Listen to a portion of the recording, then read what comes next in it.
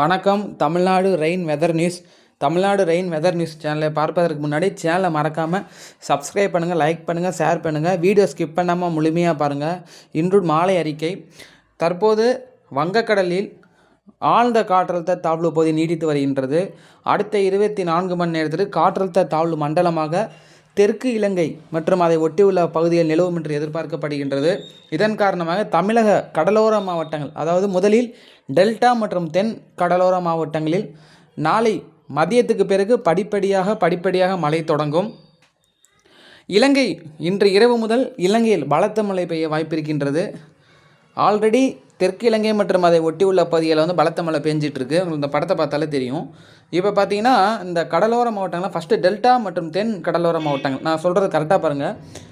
அதாவது டெல்டா தென் கடலோர மாவட்டம் தூத்துக்குடி வரைக்கும் இடப்பட்ட பகுதி நல்லா கவனிச்சுக்கோங்க. டெல்டா ப்ளஸ் தூத்துக்குடி அதுக்கு இடப்பட்ட பகுதிகளில் ஃபஸ்ட்டு, ஏன்னா இது தெற்கு இலங்கையை நோக்கி ஃபர்தராக அது மூவ் ஆகி வரும். அப்போ அந்த ஆன்டி கிளாக் வைஸில் என்ன ஆகும்னா இந்த ஈரப்பதம் எல்லாமே உள்ளே வரும். அதாவது இப்போ இந்த இடத்துல சிஸ்டம் இருக்குது அப்படின்னா, இப்போ பாருங்கள், கொஞ்சம் தெற்கு இலங்கையை நோக்கி உங்களுக்கு உள்ளே வருதா, இந்த தெற்கு இலங்கையை நோக்கி உள்ளே வருது. அப்போ இங்கே சிஸ்டம் இருக்குன்னா இது எல்லாமே என்ன, ஃபுல்லாகவே க்ளவுட்ஸு தான். இது எல்லாமே ஃபுல்லாகவே க்ளவுட்ஸு தான். அதான் கடலில் கொடுத்தா இது அந்த சிஸ்டத்தோட மையப்பகுதி, அதான் ப்ரெஷர். இந்த க்ளவுட்ஸ் நான் அப்படி உள்ளே வரும். இந்த இடத்துல நெருங்கும்போது இந்த க்ளவுட்ஸ் எல்லாமே ஆன்டி கிளாக் வைஸில் என்னாகும், இந்த ஈரம் இருந்தால் கட்ட அப்படி உள்ளே தள்ளும். அப்போ இந்த இடத்துல இருக்கும்போது ஃபஸ்ட்டு தள்ளுறது டெல்டாக்கும் இந்த தென் கடலோர மாவட்டங்களும் ஃபஸ்ட்டு ஈரப்பதத்தை கொண்டு வந்து கொடுக்கும். அதுக்கப்புறம் இது சற்று வடமேற்கு திசை நோக்கி இப்படி சென்ட்ரல் இலங்கை வரும்போது இந்த க்ளவுட்ஸ் என்ன திருப்பி கொஞ்சம் மேலே வரும். மேலே திருப்பி என்ன ஆன்டி கிளாக் வைஸில் திருப்பி இந்த பக்கம் உள்ள சென்னை மட்டும் அதை ஒட்டியுள்ள நாகப்பட்டினம், சென்னை முதல் நாகப்பட்டினம் அந்த இடப்பட்ட பகுதியில் மழையை கொடுக்கும். ஸோ அப்படி தான் கொடுக்கும். இப்போ நாளைக்கு மத்தியானத்துக்கு மேலே இந்த பகுதி மழை ஸ்டார்ட் ஆயிரும், இந்த பகுதி ஃபுல்லாக. அதுக்கப்புறம் 25 இரவுலேருந்து 25 இரவு 26 அதிகாலையிலேருந்து இந்த கடலோர பகுதி முழுவதுமே, சென்னை முதல் தூத்துக்குடி வரப்பட்ட கடலோர பகுதி முழுவதுமே மழை ஸ்டார்ட் ஆயிரும். இந்த காற்றழுத்த தாழ்நிலையானது தொடர்ந்து கண்காணிப்பட்டு வருகின்றது. இன்னும் பாதை துல்லியமாக தெரியல. முதற்கட்ட அறிக்கைப்படி நம்ம ஏற்கனவே சொன்னது தான். அதாவது நம்ம ராமநாதபுரத்துலேருந்து டெல்டா இடப்பட்ட பகுதியில் நகரும் அப்படின்னு சொல்லியிருந்தோம். ஆனால் வட இலங்கைக்கு மையமாக வச்சு சொல்லியிருந்தோம். பட் வட இலங்கை நோக்கி அது வருது கன்ஃபார்மாக. ஆனால் மேற்கிந்திய இடையூறு காரணமாக, அதாவது நம்ம சொல்லியிருக்கோம் ஒரு வறண்ட காற்று, அதாவது வெஸ்டர்ன் டிஸ்டர்பன்ஸ் அப்படின்னு சொல்லியிருக்கோம், ஒரு மேற்கிந்திய இடையூறுன்னு சொல்லியிருக்கோம். அந்த நிகழ்வானது வட இந்தியாவில் நிகழ்வதன் காரணமாக கரெக்டாக அந்த தாழ்நிலை வரதுக்கும் இந்த இடத்துல வெஸ்டர்ன் டிஸ்டர்பன்ஸ் ஸோ வரதுனால இந்த தாழ்நிலையானது என்ன ஆகுதுன்னா, தாழ் மண்டலம் ஆனோன்னே ஃபர்தராக இலங்கை வரைக்கும், அதாவது வட இலங்கை வரைக்கும் வந்துட்டு மறுபடியும் என்ன ஆகுதுன்னா அது ஒடிசா விசாகப்பட்டினத்தை நோக்கி நகர்ற மாதிரி சில மாடல்ஸ் காமிக்குது. இந்த வெஸ்டர்ன் டிஸ்டர்பன்ஸ் அப்படின்னா அது நிகழ்வாக இருக்கக்கூடிய இது இல்லை. அதாவது அது ஒரு மேற்கிந்திய இடையூறு தான்.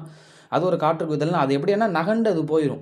அதாவது அது அந்த இடத்துல நிற்காது, அது நகரக்கூடிய நிகழ்வு தான் இது. அது ஒரு தாழ்வு நிலை அந்த மாதிரிலாம் கிடையாது.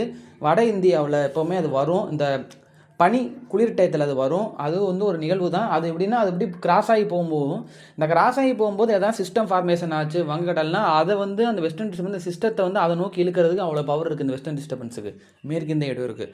அதனால தான் சம் மாடல்ஸ் என்ன காமிக்குது அப்படின்னா, உங்களுக்கு ஃபர்தராக இலங்கை கிட்ட தெரியுது உங்களுக்கு பாருங்களேன், அப்படியே நகர்ந்து திருப்பி போகுது பாருங்கள்.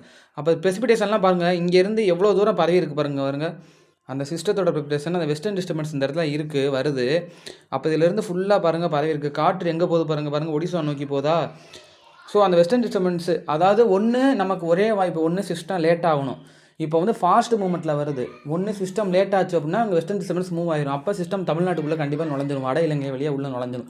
அப்படி இல்லை அப்படின்னா சிஸ்டம் ஸ்பீட் ஆயிடுச்சு அப்படின்னா கண்டிப்பாக அது என்ன வெஸ்டர்ன் டிஸ்டர்பன்ஸ் இருக்கிறதுனால அது போகிற வரைக்கும் அந்த சிஸ்டத்தை இங்கேருந்து ஒடிசா வரைக்கும் இழுக்கிறதுக்கு முயற்சிக்கும். ஸோ அதுதான் இப்போ நமக்கு பிரச்சனை. அதனால் இப்போ இருந்தாலும் அது நமக்கு ஏன்னா கண்டிப்பாக வெஸ்டர்ன் டிஸ்டர்பன்ஸ் இல்லை அப்படின்னா அது கண்டிப்பாக தமிழ்நாட்டுக்குள்ளே தான் வரப்போகுது. அது தமிழ்நாட்டு நோக்கி தான் வரும்.